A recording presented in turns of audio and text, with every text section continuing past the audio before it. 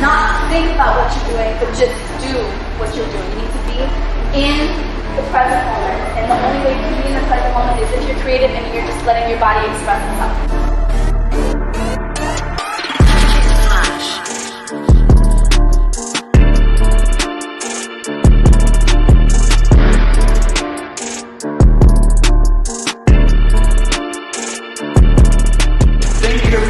My name is Eric Allen, co-founder of Budo Brothers alongside Kyle Mahadio. We also started a non-profit called the Budo Youth Fund that helps underprivileged youth gain access to martial arts through grant funding. And today, we're putting on this seminar to help raise funds for an incredible program that we sponsored last year that helps kids with disabilities and special needs tap into the power of martial arts. And the results that this program has been getting is absolutely incredible. I would love to introduce the one, the only, the karate hot, Michelle Waterson.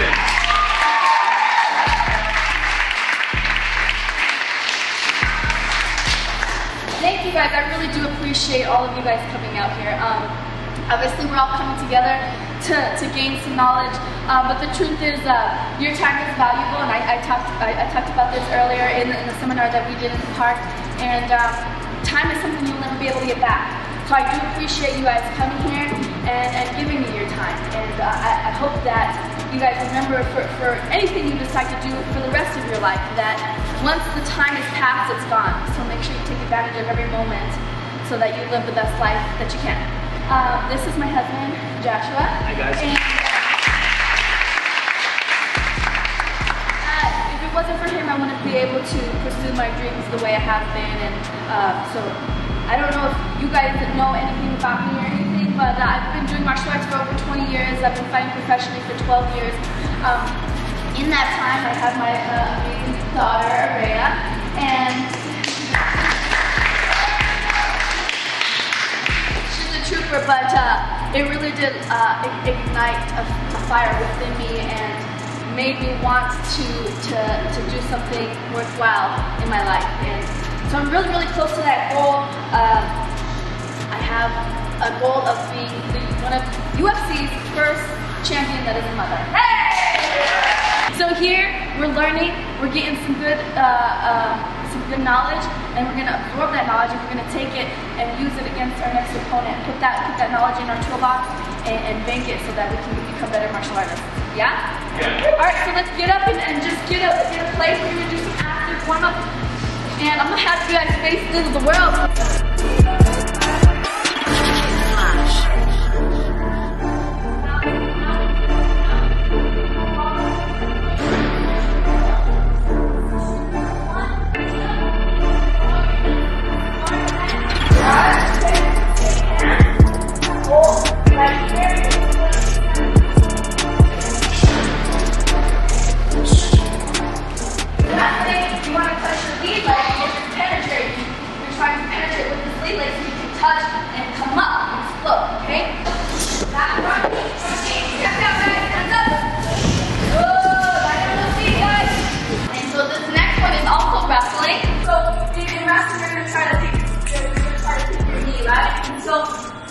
You're going to be kind of bent over, and so he's going to go try to take this leg, and I'm blocking, so I'm putting my leg out and blocking.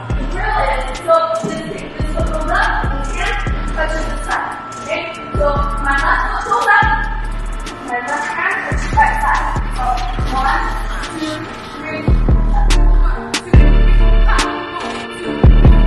Make sure that you guys are guarded, because a lot of times people try to capitalize on your mistakes. When you come up, I need you to guard up. Ready? And drop!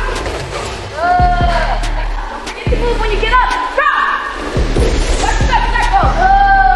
Jump! Yeah! Nice! I could mimic the lending tool is wrestling. So whether you want to fight standing, whether you want to fight to go to the ground, you have to understand wrestling in order for that to happen. So if you're a stand-up fighter, you need to learn wrestling. If you're a ground fighter, you need to learn wrestling. Either way, wrestling is what is going to allow you to dictate the fight. It can be frustrating because, especially in wrestling, because a lot of it is really explosive, and if you don't have the energy explosive, you might feel like you're getting the technique wrong. Just keep practicing, that's all it is. You know, the more knowledge you have, the better equipped you are. It's like trying to build your masterpiece sculpture with only a fork. You know, like you need a paintbrush, you need a knife, you need this, you need that. And the more tools you have, the more options you have. You can't go into a fight being really, really good at stand-up, but you're going to run into that one person that will take that away from you, and then what do you have? You don't have a plan B or a C or a D. Yeah? Okay, so, and that goes for street fights too. You know, like what happens if you're like, no, I'm going to kick you in the face, and then they take you down, you're like, oh, hold on, I don't know what to do here. You know? Can we stand up? I don't think we practice mental training enough. We don't connect our minds to our body enough. And so sometimes we do things analytically. You learn something and it's jab, cross, hook. 1, 2, 3. You know, front kick. In forms. You learn them, right? You learn forms and it becomes so muscle memory because you're learning step by step. That's using your analytical brain. Okay? You get step 1, step 2, step 3, step 4. In fighting, you need to learn how to use your imaginative brain because it's like taking a 2D picture and making it 3D or 4D. You know, it's adding level, it's adding depth, adding complexity. You need to be able to not think about what you're doing, but just do what you're doing. You need to be in the present moment. And the only way you can be in the present moment is if you're creative and you're just letting your body express itself. Okay, so that's like a shadow box. So what we're going to do is we're all going to shadow box. And instead of me calling out combos, I'm going to be calling out target. Okay? And this is going to get you to do one of two things. I'm going to say chin. And there's so many different things that you can hit with the chin. You can hit front kick, you can hit jab, you can hit cross, you can hit overhand, you can hit side kick, you can hit hook. And it's up to you. You're using your imaginative side. Okay? So for the first half of the shadow boxing, I'm going to call whatever target I call is what you hit. Okay? And for the second half of the shadow boxing, I'm going to call a target, and your last technique is what's going to hit. So that's going to force you to do combinations. Because in a fight, a lot of times your first move is going to knock out your opponent. It's your third, fourth, or fifth combination.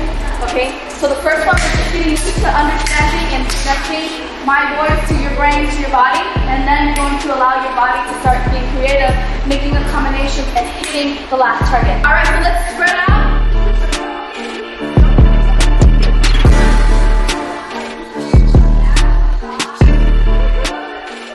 So if you look at your martial arts and you look at the simple techniques and you understand how beautiful it is to master those simple techniques, you will become a champion in whatever you decide to do. You, in training, do much weightlifting? Yes, I do a lot of weight. No, weightlifting. Oh, do I do weightlifting? I'm like, what are you trying to say? Never ask a woman what they weigh. No. Except for fighters, you can get away with asking fighters. I do weight training, but it's a lot of explosive things that will translate over. What did you say? Fast twitch. Fast twitch. Things that will translate over into my fighting. So the things that I like to do a lot, I like to do a lot of Tabatas for my conditioning because it's high output, low recovery. And then I like to do a lot of things with sandbags. I like to do a lot of things with resistance bands. I like to do a lot of things with Bulgarian bags. And so I think those things translate over to fighting very well. I really admire, like, the women's divisions have been around a rather short time. Where do you see the evolution of them going? Like, maybe they'll have their own, like, prelims and main cards coming up? Because I really feel like they're outstanding. Thank you. I mean, sometimes even better than watching the guys. I mean, I would say so. I mean, their divisions are the light ones, right? Like the 125s, 135s, etc. They just pass. Yeah. You know, what I love about the UFC is that they integrate both of the fighters, and people tune in to watch the fighter.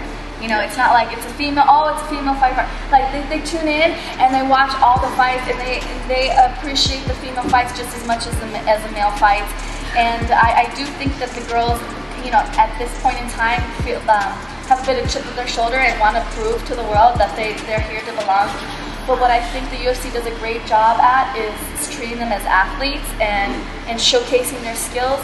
And if the girls come to show up and they put on a performance, then they are celebrated as an athlete. Oh, definitely.